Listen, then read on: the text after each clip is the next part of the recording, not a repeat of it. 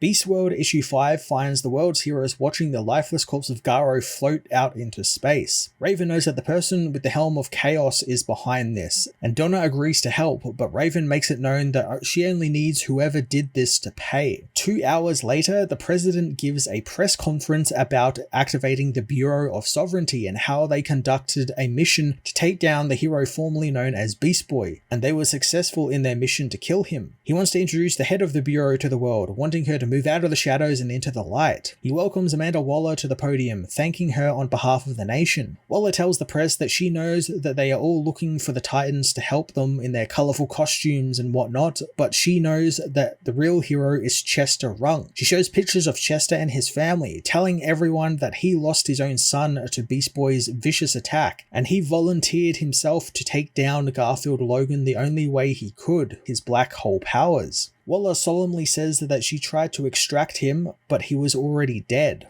She knows he understood the risks, but apologizes all the same for not bringing him home, thanking him for taking down the Conqueror. She quickly pulls up images of the Beast People, warning that the threat isn't over and these monsters must be dealt with. She plans on pushing groups of the monsters together, and in 2 hours, they will target them globally, so everyone must stay inside and shelter in place. Ron Troop tells Waller that estimates say that there is over 1 million people who are infected and she can't kill them all, but Waller knows it's not an easy choice, but it's the right one, even if some of them have friends and family who are infected. She apologizes for their loss and thanks them for their sacrifice. The Titans meanwhile can't believe that Waller is going to willingly kill 1 million people, and people are going to celebrate her for it. The team notice that Raven is quieter than usual as she leaves the room, and Nightwing wants to go after her, but Donna agrees to do it. Donna finds her outside the tower, where Raven tells her that she wants to kill Waller and she could in mere minutes, but Donna knows that that's not her. Raven thinks that it is part of her though, removing the gem from her forehead and staring at it, knowing that it's her, referring to someone else. She says that all she needs to do is release her demon side from the gem and join with her, and nothing will be able to stop her, not even Waller. She reveals to Donna that she was in Garfield's head when he transformed, feeling his pain and fear. However, he wasn't afraid of dying, only afraid of the grief that would come after his death, as he didn't want his sacrifice to hurt people.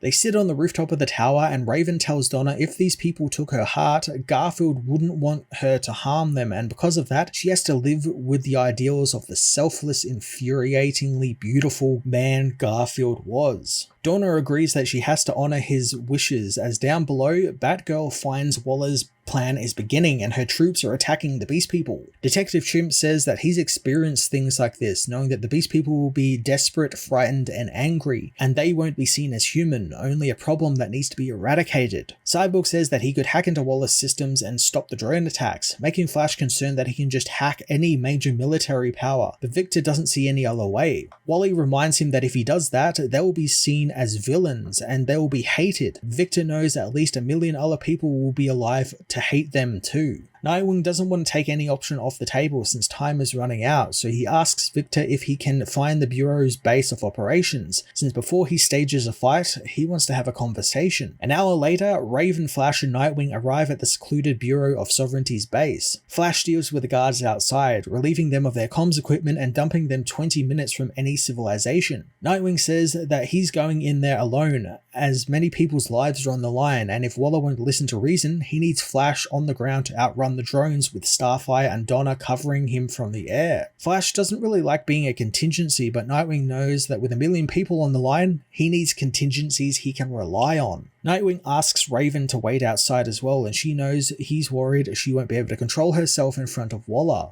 angry at herself that Dick is right, but she isn't about to abandon him, so she'll stay within his head if he needs her. Inside, Waller fields a call from the president, who doesn't like the strikes Waller is doing. Waller doesn't care since these are 1 million threats they need to take out, and it's already in motion, with nothing tying the president to the orders of the strike, so his conscience can be clear and he can just take the credit for the success of the mission. The president doesn't want any credit for genocide, but Waller reminds him that this is a show of power. She cuts the feed as Nightwing appears, telling her and Peacemaker that he's just come to talk. Peacemaker thinks that he's trespassing, wanting to shoot him for it, but Dick tells him to step aside since he doesn't want violence. violence. Waller thinks that breaking into a US government facility warrants violence, so Peacemaker shoots, missing Nightwing, who disarms Peacemaker quickly. The villain is eager to beat the smug superiority out of Nightwing, smashing him in the face as he asks why Nightwing doesn't bother to cover his face up with armor. Understanding that he is a pretty good looking guy and wants to show off his face,